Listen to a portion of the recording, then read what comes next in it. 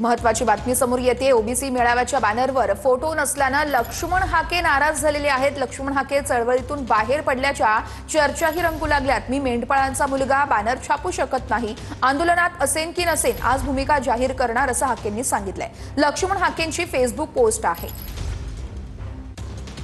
ही post करण्यामागचा उद्देश असा आहे की माझा जो सहकारी आहे त्याचे दोन्ही हात फ्रॅक्चर करून त्याच्या डोक्यामध्ये वार करणं वगैरे तो नशिबानंच वाचलेला आहे।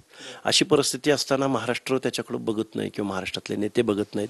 ही एक भावनिक पोस्ट होती आणि रोज दिवसभर मला 2 फोन बंद करून ठेवावे लागलेले आहेत। आत्ता जरी धमक्यांचे कॉल आणि लोकेशन ट्रेस करणं अशी परिस्थिती असताना गुन्हा आमचा काय तर आम्ही ओबीसीची बाजू लावून धरतोय। ओबीसीचं आरक्षण टिकलं पाहिजे म्हणतोय, जे रद्द झाला पाहिजे म्हणतोय। तुम्ही तुमचा निर्णय जाहीर करणार आहे, नेमका काय निर्णय जाहीर करायचा तुम्हाला? ओबीसीच्या लढाईतून बाहेर पडताय का तुम्ही?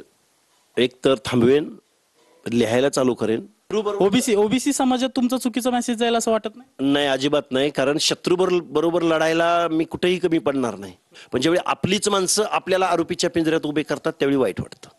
नेमकं कुणी तुम्हाला आरोपीच्या पिंजऱ्यात उभं केलं? कारण की स्वकीय काही लोक असतील, सगळेच लोक म्हणत नाही, सामान्य जनता नाही, सामान्य जनता रस्त्यावर उतरते।